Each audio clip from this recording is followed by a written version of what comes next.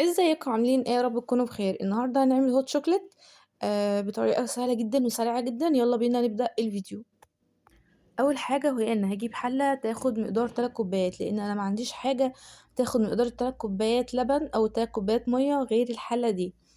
بعد كده هجيب حوالي 5 معالق لبن بودر.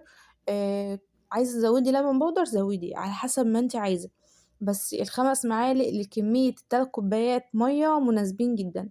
انا ما عنديش لبن فريش فعشان كده حطيت لبن بودر. بعد كده هقلبهم كويس عشان اللبن ده ما يكتلش، لان احيانا بيكتل جدا. هسيب بقى اللبن يسخن او يغلي على حسب ما انت عايزه، بس هو كده كده هيغلي مع الكاكاو. هنا هجيب نص كوبايه ميه، هحط عليها معلقه نشا ومعلقتين كريم شانتيه او كريمه خفق لو هتحطيها على اللبن. هنا بقى اقلبهم كويس عشان الكريم شانتيه ما يكتلش معاكي. هقلبهم بقى كويس جدا. النشا عامة بتبقى تقيلة فلازم تقلبيها كويس.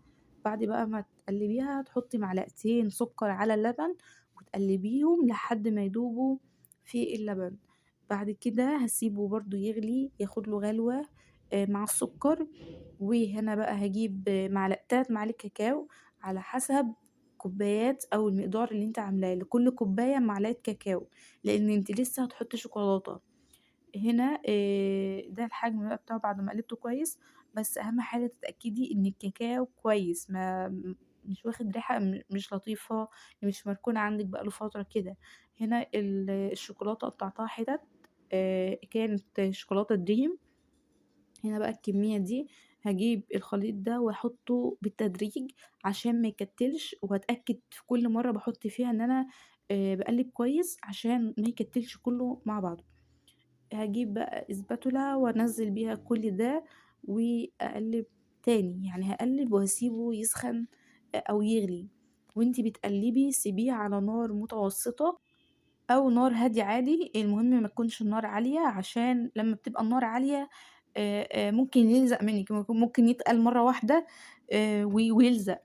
فالافضل انك تخلي النار هاديه وكل شويه تقلبي فيه، يعني دقيقه كده وتقلبي. انا كنت في الدقيقه دي كنت بجهز المارشميلو، كنت بجهز النوتيلا. النوتيلا ما كانتش نوتيلا اصلي، كانت ماكستيلا. وكان مارشميلو عادي، المارشميلو بتاعنا العادي يعني، بس الكيس نفسه مكتوب على المارشميلو هتشوفوه. هنا كنت بقلب فيها، يعني ابص كل دقيقه كده كنت بقلبه، ما كنتش باغيب عليه. هنا بقى كنت عامة أجهز المجات وجهزت الدنيا اللي حواليا دي. وهنا كنت ده كان المج بتاعي، بابا كان جايبه لي من السعودية. عايزة اقول لكم جمال المج ده جامد. هو مناسب جدا للقسم بتاعي جدًا، يعني أنا وماما كنا بنتخانق عليه لمّا شُفناه مع بابا. هنا جِبت ماكس تِلّا اللي هي أنا باقول لكم عليها، ما كانتش النوتيلا الأصلية عشان غالية طبعًا، كنت عمّالة ألعب بيها. وهنا كنت حاطة في آخر الكوباية كده، وده بعد ما شِلته من على النار.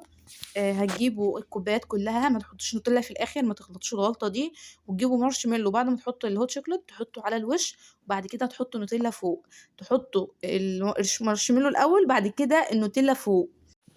المجات التانية بقى عملتها بس مش نفس اللي أنا عملته هنا. أنا حطيت الهوت شوكليت عادي وحطيت المارشميلو وفوقها الشوكولاتة عادي اللي هو النوتيلا بس. وده كان الفيديو اللي أنا عملته النهاردة. استنوا فيديو جديد. وما تنسوش تعملوا لايك واشتراك وتشيروا الفيديو في كل مكان، وتدوسوا على الجرس وتفعلوا قرنين عشان يوصلكوا كل الفيديوهات اللي أنا بنزلها. وأشوفكم في رعاية الله. باي.